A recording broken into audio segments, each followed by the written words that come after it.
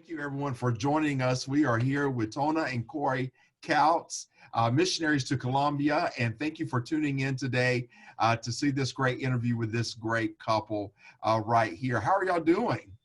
We're doing great. Good, good. Y'all just got on furlough just recently and came right to America into all of this. How are things back in Colombia with the virus and things like that? Colombia right now is on lockdown. So I think currently I just saw they have about 5,000 cases in the country, but they have everyone on lockdown. You can only leave your house during certain hours based on, it's really interesting, it's based on the last number of your identification card. So men can leave one day and women on another day. And then if, let's say your last number is 3, then you can leave on Wednesday if you're a man. Okay. Yeah, Gotcha. that's what's happening there. They're on a strict lockdown. Now, how have y'all been through all of this?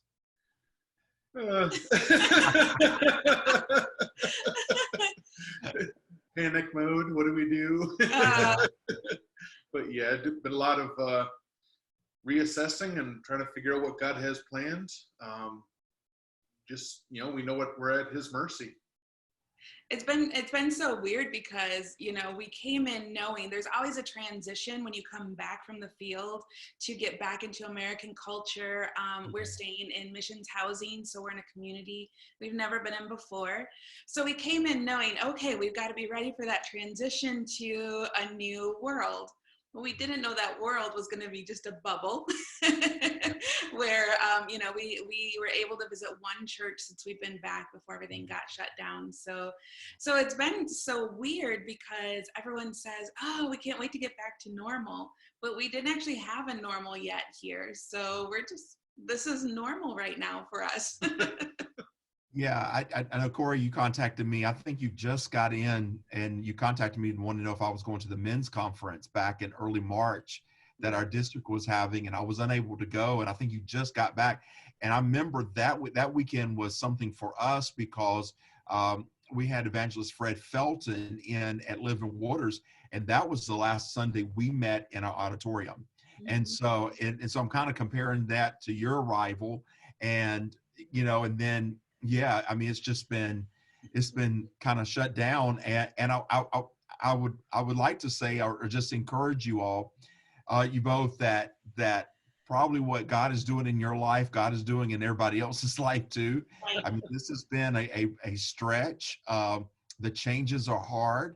We really want to talk about change until we're in the middle of a change. And then when change comes, it's like, I don't like change, And I always teach when I'm teaching leadership that the only people that like change are babies. And sometimes even they don't like change, and to do that. And so let me just encourage you. I think we're all kind of being just stretched, and our faith is being, stretched because there's some pushing and molding and things like that God wants to do in this season, I believe, with all of us, in this. What is, and feel free to, just have a conversation with me back too. What is God doing in your life through this? Well, I think it's interesting. The first week we were back, when we just got back, it was rainy all week long. And it just so happened that where we're based out of, the missions team was leaving on a trip to Israel. So that first week we were back, before all of this kicked in, we were in this home by ourselves. And I actually wrote, I was working on school, I wrote a paper about the silence and solitude, because the week before we had gotten back was absolutely insane. I mean, our life in Colombia is just nonstop go. It's a community culture. So our doors to our home are open all the time, and people utilize that. We were surrounded with people. I remember the last few days in Colombia, I was just like on the verge of just overload, because I was like, we're trying to say goodbye to everyone, leave all our ministries in order and all of that. So when we first came back and we had that week of quiet, it happened to rain, and so we couldn't really go out. And not that you can't go out in the rain, but being new, we were just like, you know what, let's just like settle in for a few days. And so at that point, I was reflecting on the silence and the solitude after such chaos that last week in Colombia. And now in this time, I feel like God's saying, you know what? Good job. Like, you've done what I've told you to do, but now it's time to just like strip everything away and just listen to me. Like, let's get recentered. Let's get back to what's your main call.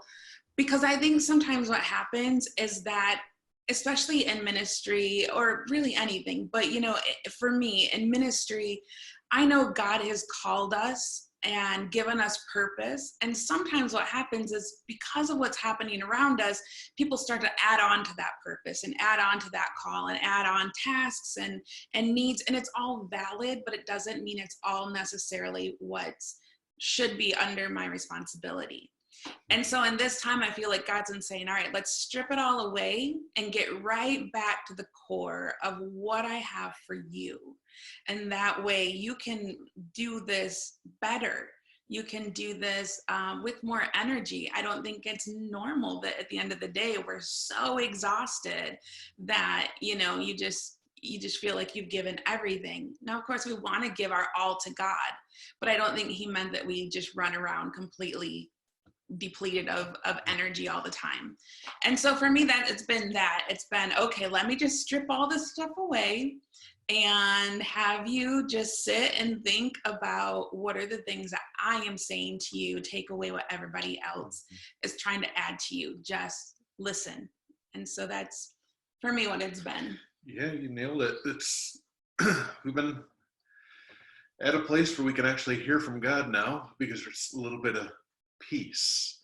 You know, in that comes the unnerving of, okay, after the peace, God, he's like, calm down. We'll deal with that when that happens, and not right now. You need to just recharge and receive, and just find that quiet place where we started. Because I think all of us as Christians need to start in that quiet place with God, to just understand his voice and to hear his voice. And when you're running nonstop and hearing all this, well, a little louder in Latin culture, because there is no space, there's no bubble. That's why it's extra hard right now, is to be apart from everybody, and you're not hugging. Even when you go into an area, you expect, I can't imagine what it's going to be like back there for a while. Yeah. It's I would say it's peaceful, but it's a little unnerving to get used to this, back with God, to this quiet time to just sit, just us and him, and just receive. Has it, you know, we talk about peace and being still. Has it though been hard to lean into that posture of being still, to hear God's voice during this time? I know it has been for me. Mm-hmm. and at the same time, I don't want this season to end 100%. There's a lot of this season that I'm really enjoying, and but at the same time, I know that at the first, first of all, it was kind of exciting because it was all new, and and it was exciting, and then the kids got out of school, and that was exciting, and everything was new. And then by week 2, it's like, okay, this is really for real. And then by week 3, you're like climbing up the walls, and now we're at a place now. There's a lot of things that I don't want to go back to now. There's it's like you said, Tona, the hustle and bustle, and in American culture, the word hustle is a big word, and there's a part of me that is like, I'm wondering even if that word is even in God's vocabulary for his people, because it seems like it's a 24/7 go mentality, and we don't even, and hustle kind of denies us of rest. Because if we're not hustling, then we're not making income. You get what I'm saying? And yet right now we're at a place that I feel like I heard someone say this demonic virus, Well, that part of this is like, well, what is God using during this time for us, for his people, and using this moment for his people. I'm not condoning that I'm not saying that God brought this in, yet with this season, he's just kind of telling us they all need to sit down and be still for a little while Yeah. and really be still and know that I am still God. What would you have to say for that? Has it been hard for you? That was my original question on that. I think yes, it's been hard in the sense of like you always feel this pressure of needing to accomplish things. We always feel this pressure as missionaries. People are constantly asking, send us an update, let us know what's happening, what are you doing? There's a lot of accountability there. And so this time to have to stop has been like, what do we say that we're doing? We're here, we're home. and so that was really hard to reconcile. And can I stop right here to share this? You are supposed to be home for 12 months. Yes. To raise your funds to go back for another 3-year itineration. 4 years. And so with this itineration, you've got 12 months, and it's like, wait, God, you're taking up 3 of my 12. You Yes. see, so I want to make that clear because I think that's what help people understand where that kind of anxiousness comes from, because you're here for a set moment to raise funds, and you don't want that to last any longer. Right. Yes. Imagine that You're ready to get back to Colombia. Yeah. When we were in Colombia getting ready to come, we're like, you know what? Maybe God will just like knock this out in 6 months and we'll be back in 6 months. Just wait and see. And then we got back and we're like, or we might spend 6 months just waiting to start. But yeah, we are supposed to go back in the beginning of March of 2021. And so, nothing's impossible for God. I'm at peace with God's timing. I think that's been one of the things that's been really cool, because we came back, even before this started, I came back with a piece of whatever timing you have, God. If it's 6 months, if it's a full year, whatever happens. And so with that part of it, it's been like, okay, I said whatever you say, God. I mean, I asked for that. But yeah, so that's why we feel like this pressure, because for us right now in this time frame, normally every month we're filling out a report. We have to say how many churches we visited, how many pastors we had meetings with. And so, people start asking, what happens if we have 0?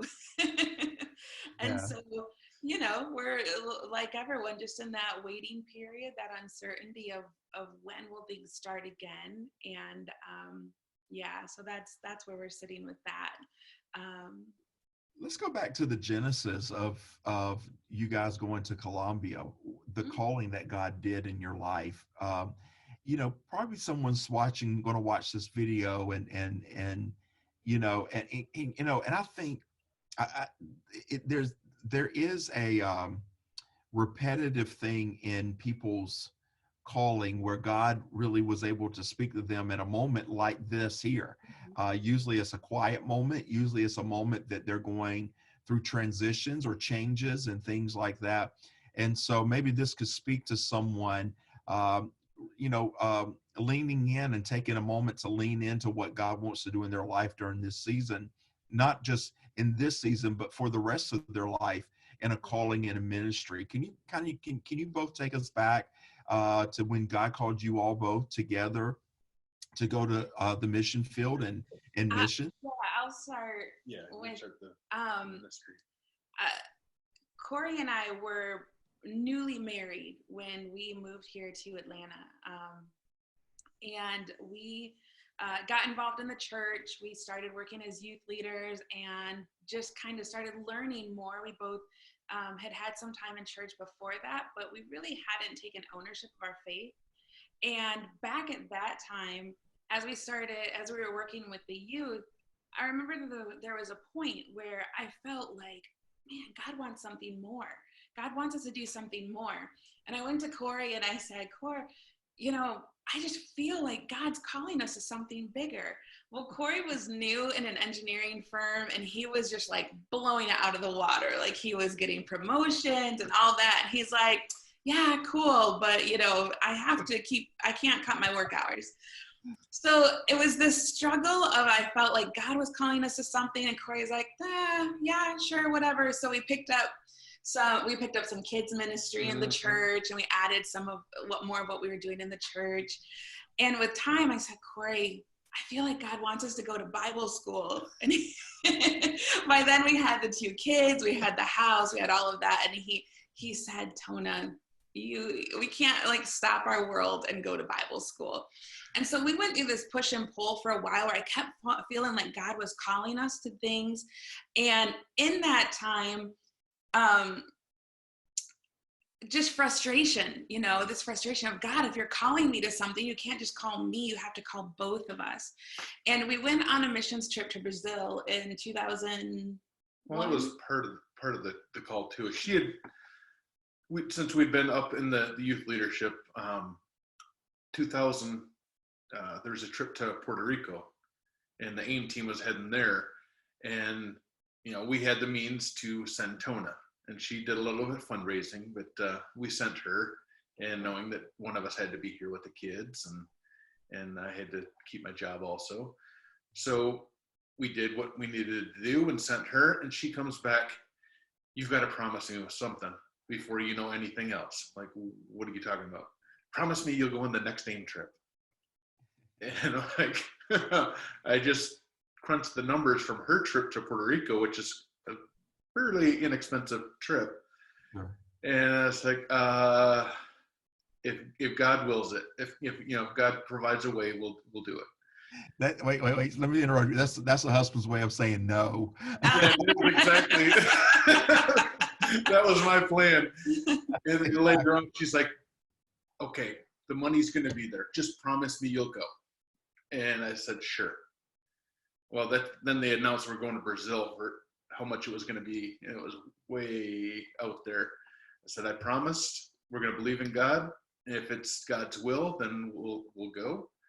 And, you know, there was a family in our church that said, I want to make a way for you to go. And we went.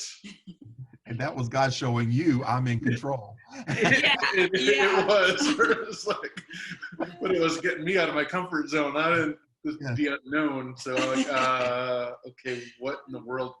I can't speak another language. Tona could speak Spanish, but we're heading to a country that speaks Portuguese. Sure. But we got there, and we were doing ministry, and there was one day where in the morning there had been some issues in the community where we were supposed to go back in the evening. And they said, listen, it was a little too chaotic there this morning. We're going to keep everyone in tonight. And so that night we were in the second floor room. We refer to it as the upper room. We're in that room, and they're like, you know what? Let's just share testimonies of what we've seen so far. Let's just pray. And we're sitting there. It was an amazing night of worship and prayer and all those kinds of things. And I remember Corey was somewhere on the other side of the room, and I was praying, and I was just crying out, God, you always show me that you want more. And I'm feeling that, but, you know, I can't keep taking on this like burden of what you want from us if you're not talking to my husband. And I remember in my mind, I was convinced that God wanted us to be youth pastors in Atlanta, and the big jump was going to be like go from our home church to maybe a town over. And so I thought I knew what the plan was going to be. So like, God, we always rationalize the plan and God's going to do with us. I'm willing to do whatever you want, God. You know, we'll go right over there. We'll head to Decatur. You know, like that's the limit. And, because at that time you guys were in Dunwoody. Dunwoody. Yes, that's right. That's right. We were in Dunwoody, so we're like, you know, we'll go like, you know, Norcross. We'll go.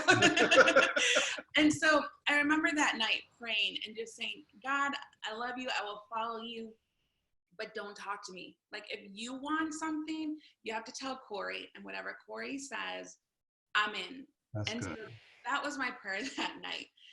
And at the end of the night, it was just a powerful night. Corey comes up to me and gives me a big hug and then like holds me back and said, God just told me we're going to be missionaries. Oh, wow. And in that moment, my head was like, wait, God. Norcross, Roswell, you know? But that was the start of that call. And she had been working on me to be ministers, the whole full-time call for like 2 to 3 years, and just working. And hey, let's do this. Hey, we can do this. And I kept on thinking, okay, Bible school without a job, my job. How can we do this and kind of dual income? Just maintain the security. Sure. But I had made a deal with God. Almost the same time I agreed to go to Brazil with her. Okay. Is that God, if I can get to this level of salary, then I can actually provide for my family. I could probably consider taking on classes. I would, a comfort level for me. But also thinking, this is pretty highly unobtainable. Yes. The same day I said yes to God to become a missionary, I returned back to the States and my raise kicked in to exactly that dollar figure. Wow. And God's like, I did it. And I said, remember, God, I said yes before I knew that. We had a good chuckle off that. But what would you encourage how would you as a couple encourage another couple who are kind of open to what God wants to do in their life? Maybe they're sitting there like we all have, and it's all normal to try to figure out God's plan and path for our life and do it for him and things like that. What would you say today to a couple who is, at the transitional phase, or even at the phase of at least just being open to maybe God wants to do something different with us than just the 9 to 5, or maybe, or simply just more than just the 9 to 5. Maybe he wants to do more than just have our job, but also do ministry too, or other things. What would you say to the couple right now, going forth with this? I would say in every calling God has for your life, he will confirm it. Yeah. He will repeat himself. Yeah. You always hear the dad. I'm not going to say that twice. God does. God repeats himself. God gives you peace. Oh, wow. But when we were in the part-time ministry, working in the church, we were at the church more than we were at home. Yeah.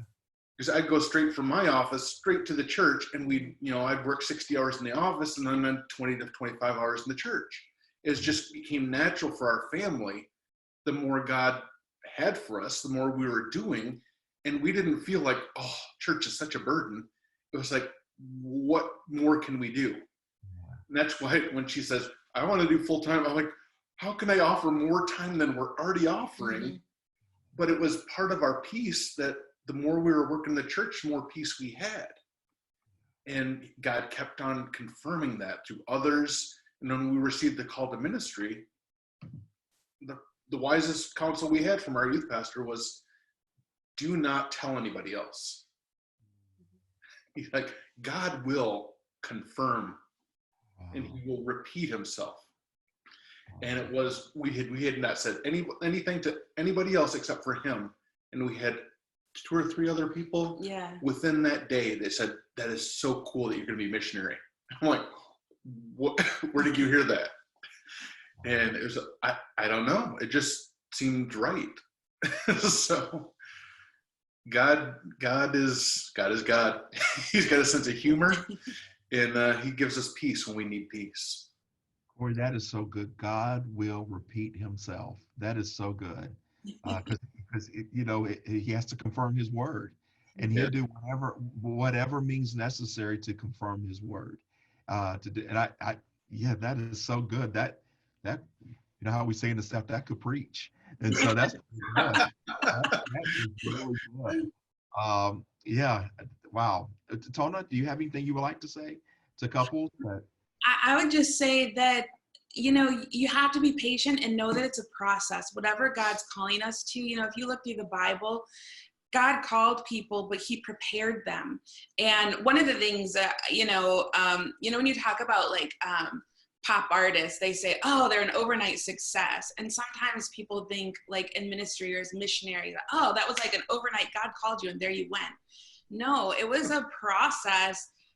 Logistically, it was a process from that day we were called. That was in 2001. And we actually stepped foot on foreign soil to live 2006. in 2006. So 5 years later, it was a process of preparation.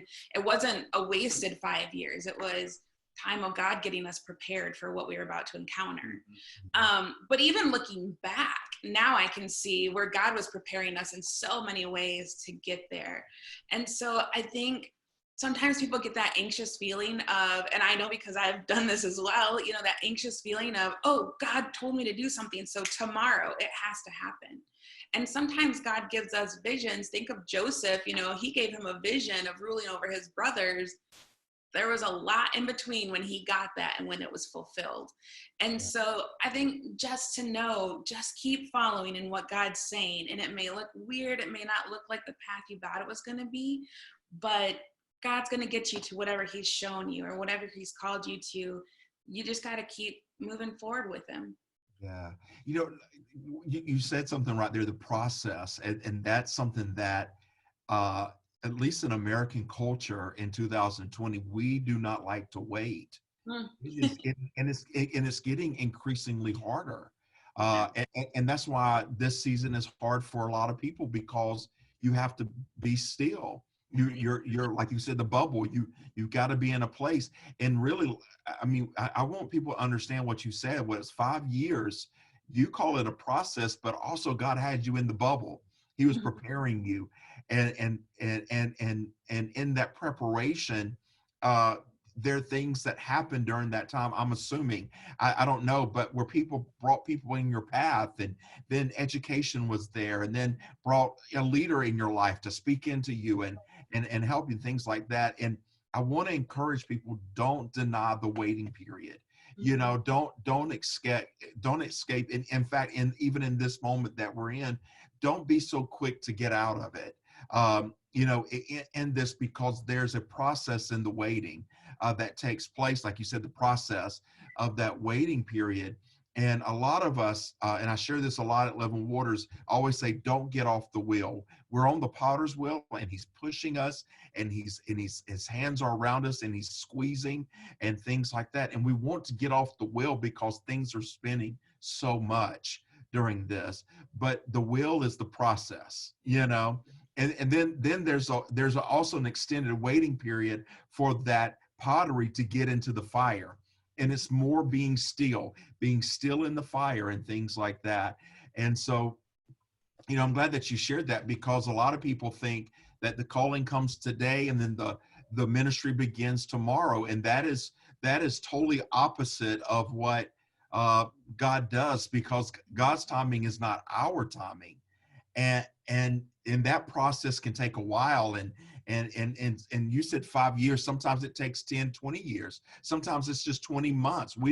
Because God's timing with us is individual, and what he wants to do in us and through us is different on everybody's, in everybody's case. Would y'all like to add to that? No, I think that's completely true. That I think the thing people have to be cautious of is in that time frame, not getting distracted, because people start to be like, oh, you know what? If that's what God wants, then in the moment he wants it, he'll drop it in my lap. But we have a part in this. We have to keep moving. We have to keep going forward and stepping in whatever God's laid out for us, and not go back, because it would have been easy for us in that first year to say, you know what? Corey's got this salary increase. Like, look, now we can do more. Now we can do this. Now we can do that. And what God was calling us to was something completely opposite. It was, sell your house, sell your things, get rid of things. And so there's that time during the process. I think that part of it maybe is the enemy, but part of it is just our human nature that wants to say, ooh, that's hard. Like that, I don't know if I want to go that far. God, if you really want that for me, then, make it a different way or help me this way. And so in that process, just don't get distracted. God's going to do it in his time, and you just have to be obedient and keep moving forward. I realize we're waiting for his next lesson. Because we were talking about, my dollar figure and my salary. God was showing me personally that I took care of all this. You didn't do any of this. I took care of your salary. So if you're waiting on me to take care of your money, why can't you do it as a missionary? Mm-hmm. And that was the biggest step, to go from having a nice nest egg, nice comfort zone of a salary to what kind of money came in this month. So are we going to be able to eat this month? But it comes in, we've never feared each month. We know God will provide. It'll happen. It might not be as comfortable as we want it to be all the time, but he's never failed us. So it's hard to say that, no, God, you didn't do as much as I wanted you to do. No, he's like, I gave you what you needed this month. I gave you what you needed to succeed.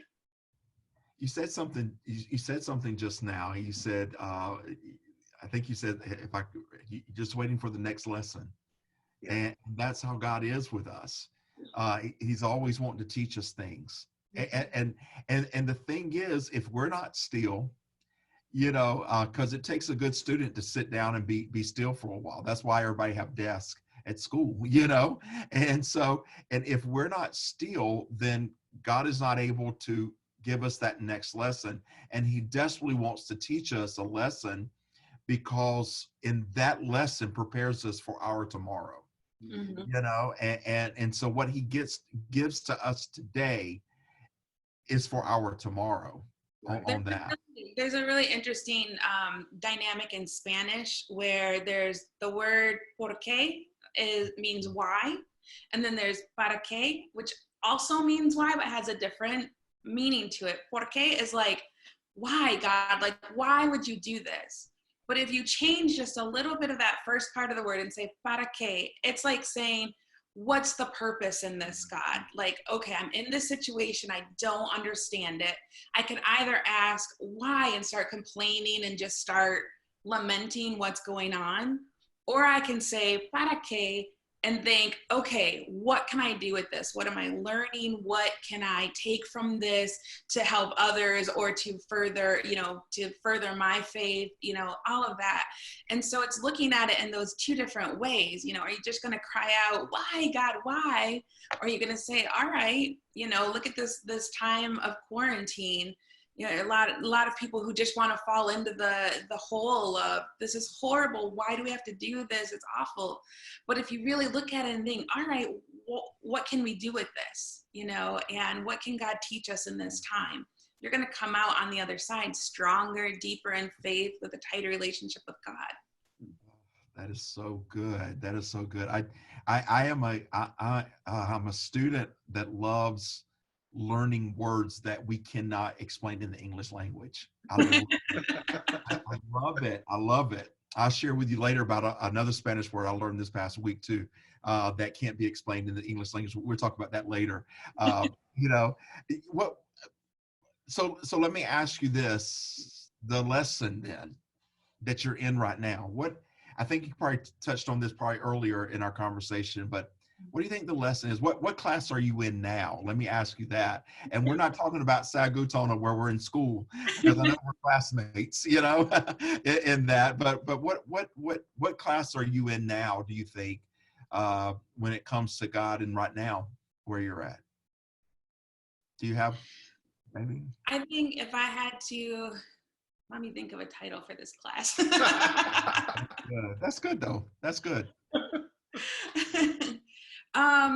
No, I think for me, the class is basically just get back to the core, just get back to the center.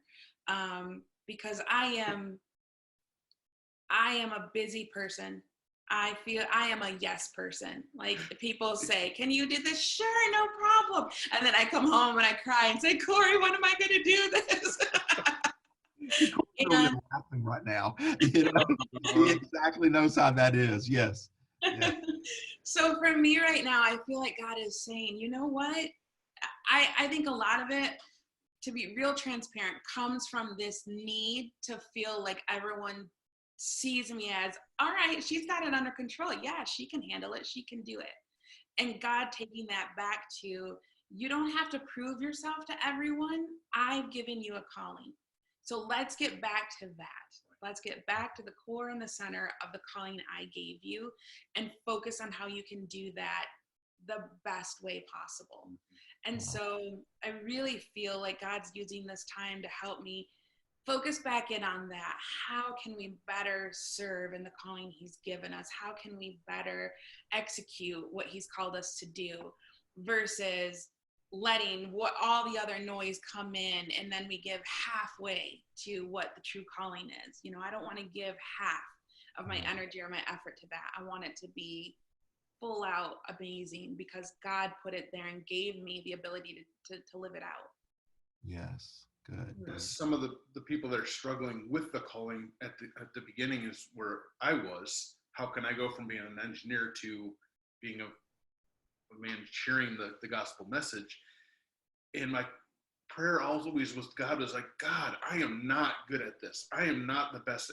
This person can preach better. This person can fundraise better. This person, you know, there's always people in your mind that are better than you. And God will just sit there calmly and wait for you to have your temper tantrum. And it's, I called you. Are you going to listen? I didn't ask for them. They're doing what they need to do. Are you willing to do what you need to do? And when I finally got to that peace, and that's where we're at, when you're at a peaceful time, you can receive that without throwing your temper tantrum. It'll happen anyways, because, you know, as far as in God's eyes, we're the little kids. No matter how old we are, we're going to throw a temper tantrum. Yeah. And God's going to say, are you done? Okay, let's get to work. Yeah. And being quarantined now is, you know, I am actually really excited because God gave me a word that the church has been in quarantine for so many years. The church has not been meeting its potential. It's been waiting. It's been primed. It's been receiving. And it's time for the quarantine to be lifted in the church. And the word to just explode out. But we get back home and we're driving down the street. Church, church, church, church, church. You have so many churches here in the United States. And we get to Columbia like, we have to drive, 15 minutes this way, 3 hours that way to get to one of our churches. And those churches are just chomping at the bit. Pastor, what can we do? Pastor, what can we do? And I'm like, that is what God wants here.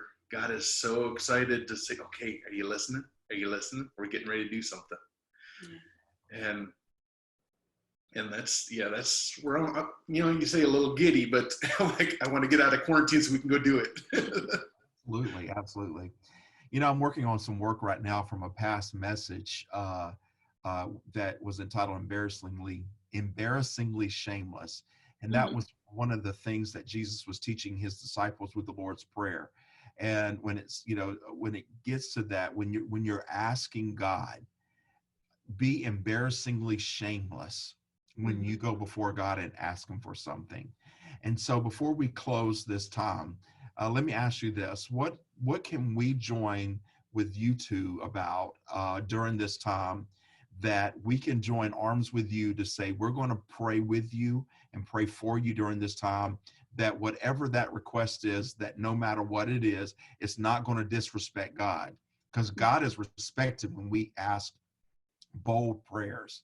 And so what can we partner with you and team up with you during this time right now to go, that we're praying with you this embarrassingly shameless prayer in the face of God, because God, you want God to meet such and whatever it is, what can we partner with you in prayer right now? I got what I think I know, but go ahead. This term God's changed a little bit of what we've been doing in Colombia to the point where we're doing the normal street ministry, but Tona's also been pulled into the section and district a bit to teach. Okay. And it's come to that point where she's still teaching, even though we're back here getting on online. And I was telling her this a couple of years back. Said this needs to be, coaching. You can do this nationally. You can do this internationally. Whatever God puts and provides. But God was showing me this vision of her. If you know Jeannie Mayo in the youth ministry, she is known nationally as the youth leaders coach, and Tona has the ability to do that nationally in Colombia, and she's been asked by pastors, why isn't she doing that?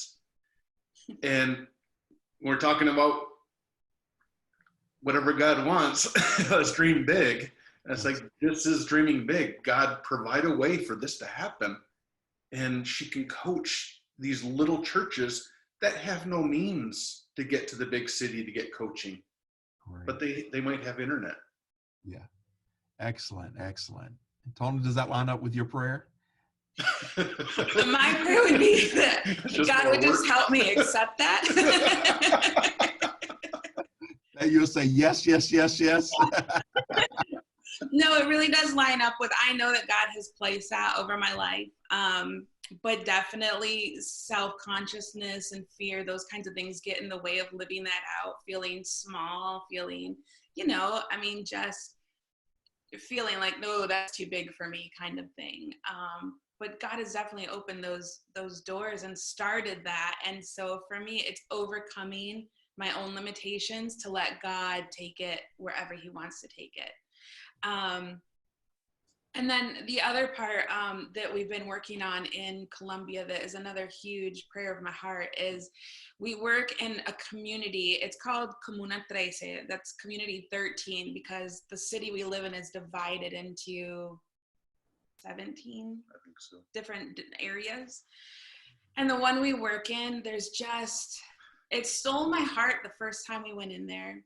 Just something about the atmosphere, the people.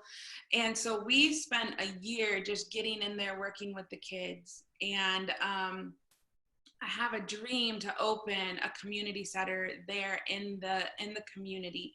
Ultimately, the dream is that would convert into a church as well. But we don't want to start with a church because this community wouldn't respond to a church popping up in there. So the plan is to serve the community with classes for the kids, things to help train parents. There's a lot of need. There's a lot of teenage moms.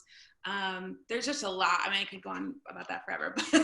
But the big prayer is that God would provide for us to be able to launch this community center and just really be in the heart of this community with God's love, because it's come from a real tough background, this place. And share more about this place. Yeah, I want to hear more.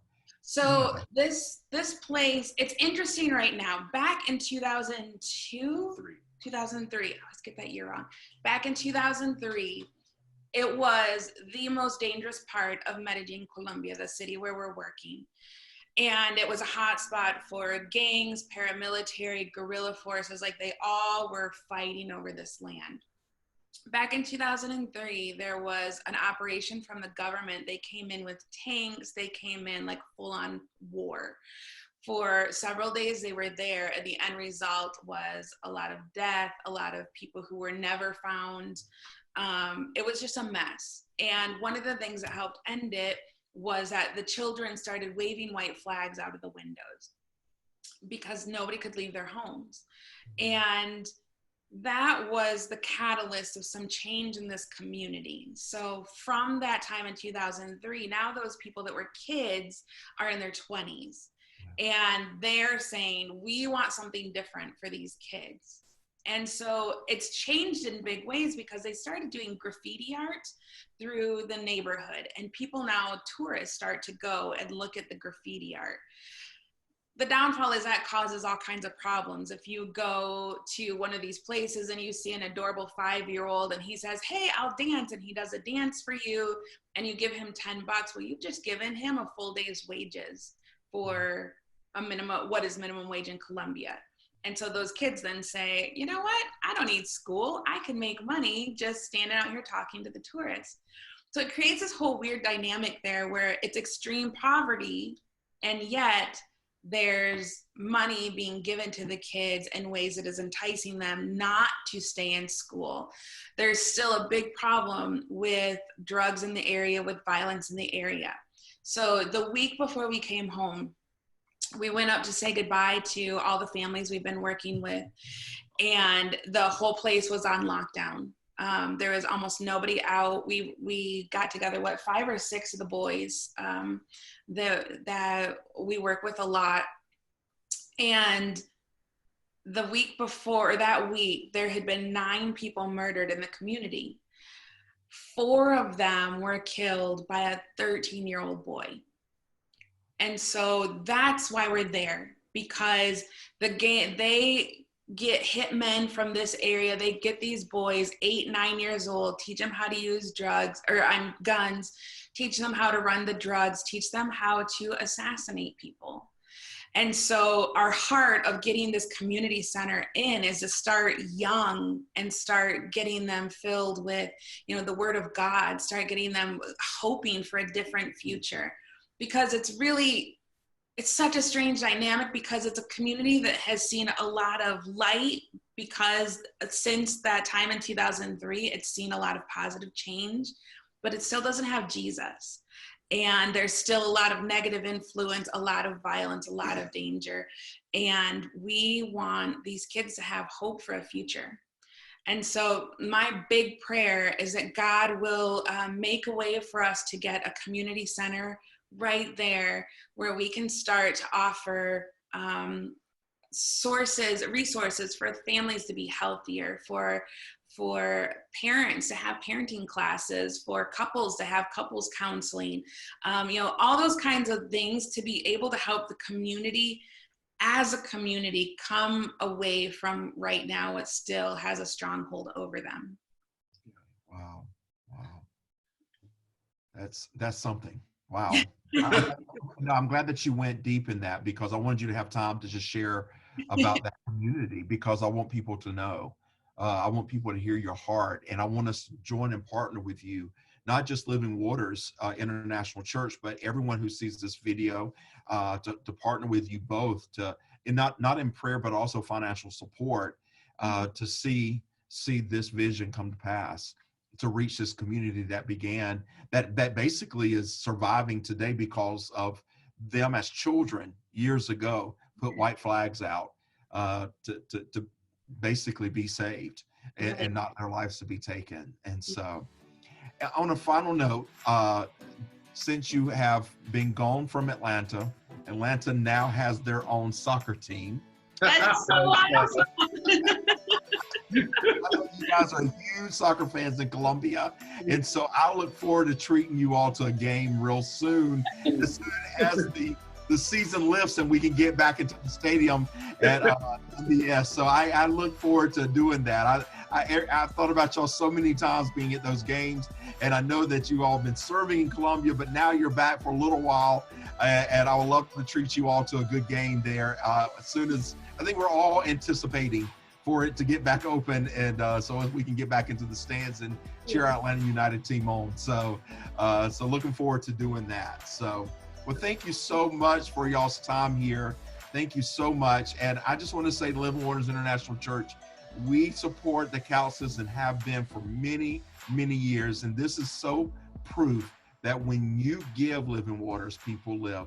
Thank you for tuning in. God bless you all.